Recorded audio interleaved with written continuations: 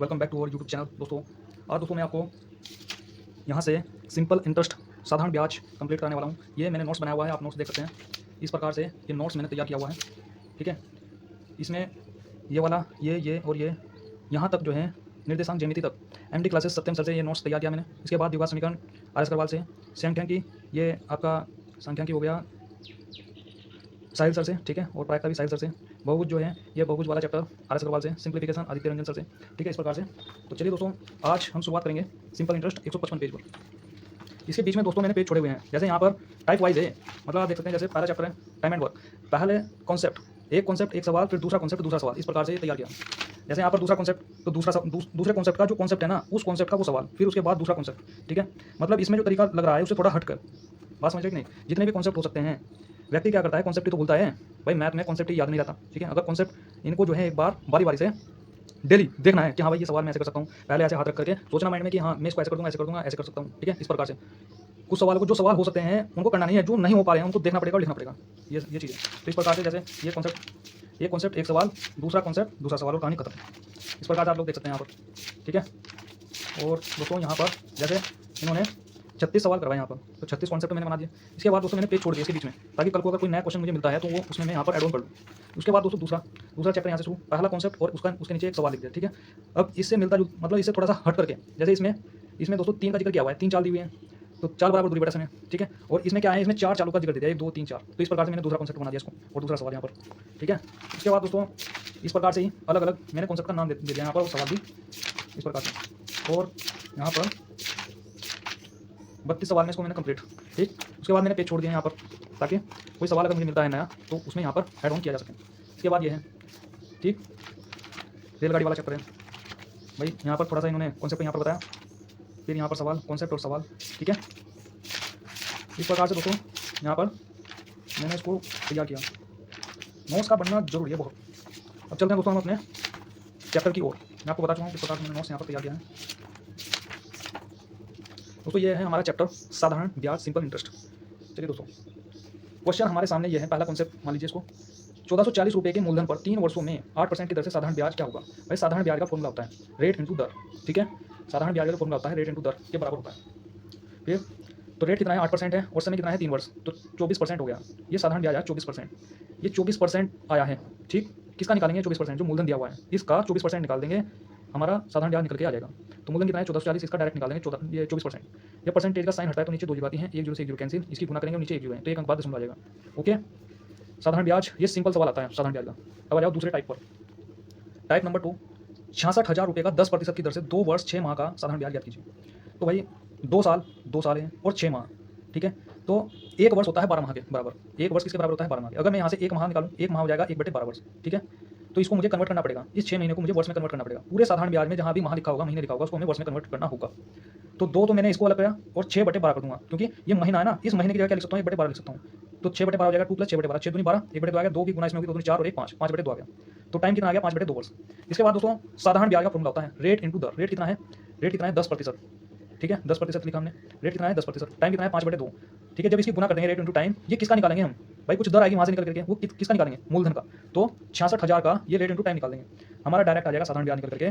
10% से परसेंटेज का साइन हटेगा, 2 जीरो आएंगी, 2 जीरो से ये 2 जीरो कैंसिल हो जाएंगी, गुना कर देंगे यहाँ पर 2 से इसको काट देंगे, 33 आ जाएगा और इसकी गुना इसमें हो जाएगी। आंसर आ जाएगा दोस्तों यहाँ पर, आंसर क्या आ जाएगा 16,500, ठीक है, 16,500 आ जाएगा ऑप्शन नंबर डी।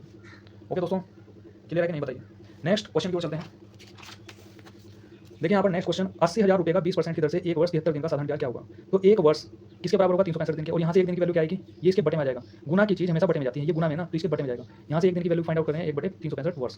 तो यहाँ से हमें 73 दिन का वैल्यू, 73 दिन को हमें वर्ष में कन्वर्ट करना होगा, तो 73/365 कर सकता हूँ, ठीक है भाई। 1 वर्ष हमने यहाँ पर लिखा प्लस 73/365 यहाँ से, तो काट देंगे 1/5 आएगा, इस 5 की गुना इसमें होगी, 5 5 और 1 6, 6/5 आ जाएगा।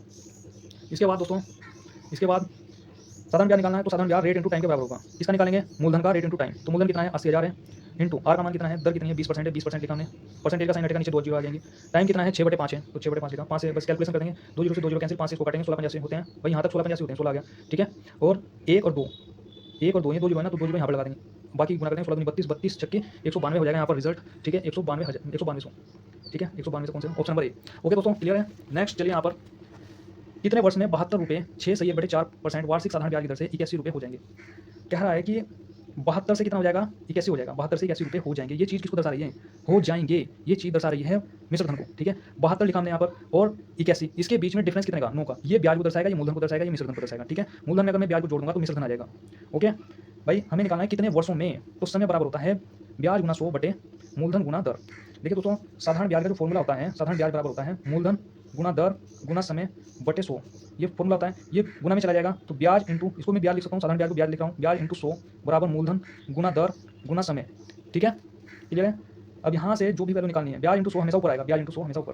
किसी वैल्यू निकालनी है हमें समय की वैल्यू निकालनी है, तो ये दोनों चीज़ गुना किया है ना, गुना की चीज़ बटे में जाएगी और ये चीज़ बन जाएगी, ठीक है, मूलधन और दर बटे में।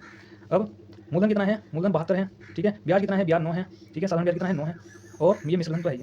इसमें मान रख दो डायरेक्ट, ब्याज कितना है दोस्तों, ब्याज 9 है, 9 लिखा हमने यहाँ पर, इंटू 100, और मूलधन कितना है, मूलधन 72 है, 72 लिखा हमने। दर कितना है, दर भाई 6 चौक 24, 24 से 25, 25 बटे 4 है, 25 बटे 4 को जो मैं यहाँ पर लिखूंगा तो 4 ऊपर चला जाएगा, 25 नीचे आ जाएगा, ठीक है। काटेंगे 25 को 100, 4 आ जाएगा, 4 से 72 काट देंगे, 18 आ जाएगा, 18 से फिर काट देंगे इसको, ठीक है। कैलकुलेशन करके यहाँ पर 2 वर्ष आ जाएगा दोस्तों। बताइए बात समझ में आई कि नहीं, ठीक है।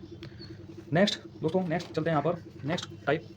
एक आदमी साधारण ब्याज पर प्रतिवर्ष 12% की दर से कुछ राशि उधार लेता है और 6 वर्ष में 8 महीने के बाद उसने ब्याज के रूप में 720 रुपये का भुगतान किया। उसके द्वारा उधार ली गई राशि क्या कीजिए। साधारण ब्याज लिखा हमने, मूलधन गुना दर गुना समय बटे 100, ठीक। 6 वर्ष 8 महीने, इसको पहले वर्ष में चेंज करना पड़ेगा, 6 वर्ष लिखा और 8 महीने, 6 प्लस इस 8 महीने को 8 बटे 12 लिख दूंगा मैं, वर्ष में कन्वर्ट करने के लिए बताया था अभी, ठीक है। काट देंगे, 4 8 4 12, 3 6 18 19 20, तो 20 बटे 3 आ गया। इस फॉर्मूले में मान रखना है उधार ली गई राशि कितनी होगी, उधार ली गई राशि कितनी होगी, यानी मूलधन हमें ज्ञात करना है। तो ब्याज कितना है दोस्तों, साधारण ब्याज कितना है, कहा है ब्याज के रूप में 720, तो 720 लिखा, गुना 100, दर कितना है 12% है, 12% यहाँ पर लिखा, समय कितना है 20 बटे 3 है, 20 बटे 3 जब मैं लिखूंगा यहाँ पर तो 3 ऊपर चला जाएगा, 20 नीचे आ जाएगा, 20 बटे 100 5 आ गया, ठीक है। 12 से कटे हैं, 12 6 72, ये 72 तक कट गया और ये जीरो यहाँ पर लग जाएगी, ठीक है। इसके बाद गुना कर लीजिए, 900 आ जाएगा दोस्तों, रिजल्ट 900, ठीक है। नेक्स्ट क्वेश्चन आपके सामने, नेक्स्ट क्वेश्चन है, यदि ब्याज दर 15% प्रतिवर्ष हो, समय 2 वर्ष हो, ब्याज सहित प्राप्त धनराशि 11,07,000 रुपये हो तो कितने रुपये उधार दिए होंगे। तो दोस्तों कितने, तो भाई देखिए, मिश्र धन बराबर होता है मूलधन में, अगर ब्याज को जोड़ दें तो मिश्र धन आ जाता है। हमें मान के चलना है मूलधन 100% होता है, ठीक है। अपने आप में क्या होता है, कोई भी चीज़ जो मूलधन होता है 100% होता है। इसके बाद दोस्तों जो दर है, दर कितनी है 15% है, और 2 वर्ष का जिक्र दिया है तो टाइम 2 वर्ष हो गया। अमाउंट यानी मिश्र धन कितना है, प्राप्त धनराशि, ब्याज और ब्याज सहित कहा है इसने, ब्याज सहित, इसे भी आप पता कर सकते हैं, ब्याज सहित मतलब मिश्र धन, ब्याज सहित मतलब मिश्र धन, तो कितनी है 1,17,000, ठीक है भाई। फिर लिख लिया हमने। तो जो मिश्र धन होता है ये किसके बराबर होता है, ये मूलधन और ब्याज के बराबर होता है। मूलधन हमने माना है 100, ठीक है, 100 प्लस, और ये जो ब्याज होता है किसके बराबर होता है, रेट इंटू दर के बराबर होता है। तो रेट कितना है 15% और दर कितना है 2%, तो इन दोनों को जोड़ेंगे 130% की जो वैल्यू है ना दोस्तों, ये किसके बराबर होगी, इसके बराबर होगी। मिश्र धन आ गया ना पूरा भाई, मूलधन हमने 100 माना था और ब्याज हमने रेट इंटू दर लिख करके इसमें मान रखते ही ये पूरा बन जाएगा, मिश्र धन के बराबर रख दिया हमने, ठीक है। 1% की वैल्यू क्या करेंगे, इसे इसको काट देंगे, 13 में 117 यहाँ तक कट गया, ठीक है। ये जीरो से ये जीरो कट जाएंगे और ये 2 जीरो यहाँ पर लग जाएंगे। इसके बाद जो हमें क्या करना है ना, मूलधन कितने रुपये दिए गए थे, कितने रुपये उधार दिए गए थे, यानी मूलधन क्या करना है। तो कोई भी चीज़ अपने आप में 100% होती है, मूलधन क्या होता है 100% होता है, तो 100 से यहाँ पर गुना कर देंगे, 900 की 100 में गुना कर देंगे, आ जाएगा यहाँ पर रिजल्ट आ जाएगा दोस्तों, ठीक है। 90,000 क्या आ जाएगा, आंसर हो जाएगा। ओके, कितने रुपये उधार दिए गए थे तो हमें यहाँ पर मूलधन क्या करना था, ठीक है। नेक्स्ट क्वेश्चन दोस्तों, यदि ब्याज जो है, ब्याज दर 3.5%, समय 6 वर्ष तथा मिश्र धन इतना हो तो ब्याज ज्ञात कीजिए। तो ब्याज दोस्तों रेट इंटू दर के बराबर होता है, 3.5% दर है, टाइम कितना है 6 वर्ष है, तो साधारण ब्याज आ जाएगा 21%। कह रहा है कि मिश्र धन कितना हो, 48,400, ठीक, 48,400 उसने मिश्र धन दे दिया है। तो मिश्र धन हमें क्या पता है, मिश्र धन बराबर होता है मूलधन प्लस ब्याज। तो मूलधन हमने मान लिया यहाँ पर कि मूलधन भाई 100 है, मूलधन क्या है 100, और ब्याज कितना है, ब्याज 21 है, इसमें जोड़ दिया हमने, ये हो गया 121%। जैसे जैसे कहता है ना उसके अकॉर्डिंग हमें चलना होता है। तो 121% हो गया, 121% किसके बराबर हो गया, मिश्र धन आ गया ना, ये जो वैल्यू है ये मिश्र धन के बराबर होगी। मिश्र धन कितना है 48,400, बराबर रख देंगे, काटेंगे इसको, 1% की वैल्यू है यहाँ से 400, और 100% होता है मूलधन, तो 100 की यहाँ पर गुना कर देंगे, रिजल्ट आ जाएगा 40,000। ओके 40,000, ठीक है। लेकिन उसने क्या पूछा है, ब्याज पूछा है उसने, ब्याज, ये क्या आ गया, ये मूलधन आया दोस्तों, और हमें अभी ब्याज याद करना है। तो भाई देखिए दोस्तों, ब्याज याद करना है हमें, 1% की जो वैल्यू 400 है तो हमें क्या करना है 21%, ब्याज कितना है 21% है ना, तो 21% की वैल्यू क्या हो जाएगी, 400 की गुना कर देंगे 21 में, तो ये हो जाएगा 21 चौक 8400। ओके 8400 यहाँ पर option number A right answer होगा। नेक्स्ट क्वेश्चन क्या है भाई, एक वर्ष बाद किसी मूलधन तथा मिश्र धन का अनुपात 10:12 है तो वार्षिक ब्याज दर क्या होगी। मूलधन और मिश्र धन लिख लिया हमने, 10 और 12 लिखा, तो मूलधन और मिश्र धन के बीच में अंतर कितने का है, 2 का है, ठीक है। ये क्या है, ये ब्याज को दर्शा रहा है, अंतर कितने का है, 2 का, कितने पर, 10 पर, और हमें दर मतलब परसेंट में क्या करना है, वार्षिक ब्याज दर क्या करनी है, ठीक है। परसेंट में होती है ना, तो इसलिए गुना 100 कर देंगे, तो 1 0 से 1 0 कैंसिल, 10 दूनी 20% आ जाएगा, ठीक है भाई। नेक्स्ट क्वेश्चन देखिए, कुछ रुपये जो हैं, देखिए दोस्तों, कुछ रुपये 5 वर्षों के लिए 6% की दर पर, अगले 3 वर्षों के लिए ब्याज दर पर 4% और अंतिम 2 वर्षों के लिए ब्याज दर पर 3%, इस प्रकार 10 वर्ष के अंत में कुल 24,000 रुपये ब्याज दर में प्राप्त कर लेता है। तो मूलधन ज्ञात करिए। भाई देखिए, साधारण ब्याज क्या होता है, 5 वर्ष पहले 5 वर्ष का जिक्र कर रहा है तो दर कितनी है 6%, तो ब्याज क्या हो जाएगा 6 30 30% हो जाएगा। इसके बाद 3 वर्षों के लिए और ब्याज दर कितनी है 4, तो 4 दिया 12% हो जाएगा। फिर अंतिम 2 वर्षों के लिए ब्याज दर कितनी है 3%, 3 दूनी 6 हो जाएगा 6%, सबको जोड़ लेंगे 48% हो गया। ठीक है, 48% हो गया भैया, ठीक है 48% हो गया। और वो कह रहा है 10 वर्ष के अंत में कुल ब्याज कितना है 24,000 है, तो 24,000 लिखा हमने यहाँ पर। काट देंगे इसको भाई, 24 दूनी 48, 24 से काटेंगे हम इसको, 24 से यहाँ पर आ जाएगा 1000 और यहाँ पर आ जाएगा 2 से फिर काटेंगे इसको, ये आ जाएगा 500। तो यहाँ से 1% की वैल्यू आएगी 500 और हमें क्या करना है मूलधन, तो मूलधन 100% होता है तो 100 से गुना कर देंगे, तो रिजल्ट कितना बन जाएगा दोस्तों, ये आ जाएगा यहाँ पर 50,000। ओके, नेक्स्ट क्वेश्चन, अल्बर्ट ने एक निश्चित जमा योजना में x रुपये राशि को एक वर्ष के लिए 10% प्रति वर्ष की दर से और दूसरे वर्ष के लिए 15% और प्रति वर्ष की दर से निवेश किया है। 2 वर्ष बाद इतने रुपये की राशि प्राप्त हो जाती है, एक समान ज्ञात कीजिए।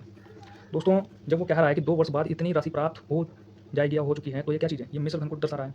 ठीक है, तो क्या करना है 110, 10 और 15 कितने हो गए 25, ठीक 10 और 15 कितने हो गए 25। 10% का मतलब होता है अगर 10% की दर से बढ़ रहा है तो 110 हो जाएगा, 15% तो 115 हो जाएगा, इस प्रकार से।